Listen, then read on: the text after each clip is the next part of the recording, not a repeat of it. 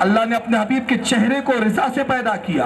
وصدرہ من الاخلاق، اللہ نے اپنے حبیب کے سینہ پر نور کو اخلاق سے اخلاص سے پیدا کیا. وقلبہ من الرحمت، اللہ نے اپنے حبیب کے دل کو رحمت سے پیدا کیا. وکفہ من الکرم، اللہ نے اپنے حبیب کے ہتھیلی مبارک کو کرم سے پیدا کیا.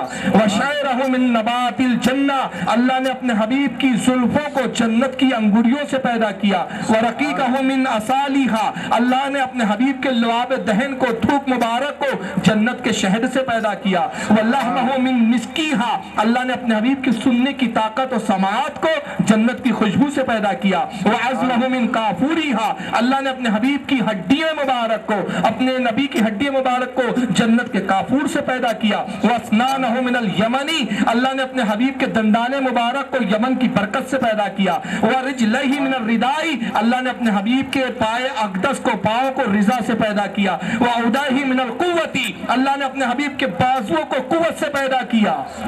فلما اکمل اللہ تعالی بہذہ صفہ، اور جب ان صفتوں سے متصف کیا، ان صفتوں سے اپنے حبیب کی تخلیق کی، ارسلہ الی ہذہ الامہ، تو اس امت کی طرف مبعوث کیا، اس امت کی طرف بھیجا. وقال، اور پھر اپنے بندوں سے ارشاد فرمایا، ہذہ ہدیتی الیکم، اے میرے بندو یہ میری جانب سے تمہارے لیے تحفہ ہے. سبحان اللہ، یہ میری طرف سے، تمہارے رب کی طرف سے یہ ہدیہ ہے. فَعَرِفُوا قَدْرَهَا وَعَظِّمُوهَا، تو تم اس تحفے کی قدر کرو، عزت کرو. اس حدیث کو نزہۃ المجالس میں امام عبد الرحمن الصفوری الشافعی نے جلد نمبر 2 صفحہ 73 پہ لکھا. امام اسماعیل حقی نے تفسیر روح البیان جلد 1 صفحہ 466 پہ لکھا. اب آئیے میں اپنے اصل موضوع کی طرف آ رہا ہوں. رب تبارک و تعالیٰ نے اپنے حبیب کو بڑی شان و عظمت سے پیدا کیا. بشر بنایا تو بے مثال، اور نور بنایا تو آپ اپنے حبیب کے نور سے پوری کائنات کی تخلیق فرمائی. نبی منبع کائنات ہے، پوری کائنات کو سمیٹ دیا جائے تو محمد بنتا ہے، اور محمد کو پھیلا دیا جائے تو کائنات بنتی ہے. اصل ہے مقصود کائنات رسول اللہ کی ذات. اب بتائیں ایسا عظیم تحفہ رب کی طرف سے، رب فرما رہا ہے یہ میرا تحفہ ہے، یہ ہدیہ ہے میرا.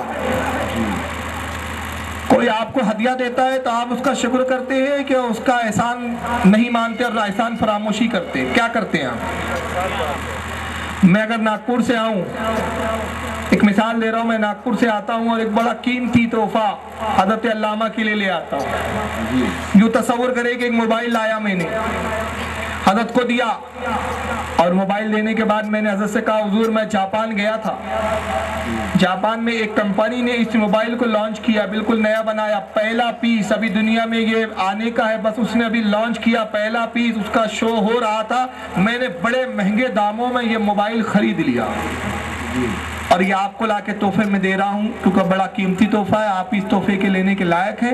پوری دنیا میں ابھی اس ماڈل کا موبائل آپ کے علاوہ کسی کے پاس نہیں. اب حضرت علامہ اس موبائل کا استعمال کر رہے ہیں، لوگ دیکھتے ہیں ارے یار یہ موبائل جو ان کے پاس ہے کسی کے پاس نہیں، تو پوچھتے ہیں حضرت یہ موبائل آپ کے پاس کہاں سے آیا؟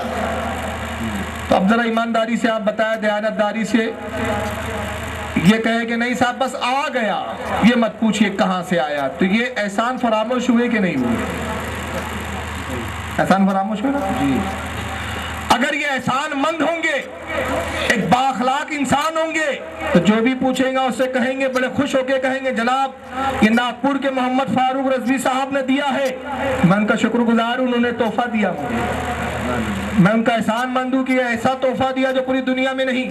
تو یہ تمثیل ہے بلا تمثیل. نبی جو اس امت کو ملے کسی امت کو نہ ملے، جو حبیب جو اس امت کو ایسا ہدیہ ملا، ایسا تحفہ اور ہدیہ کسی امت کو نہ ملا.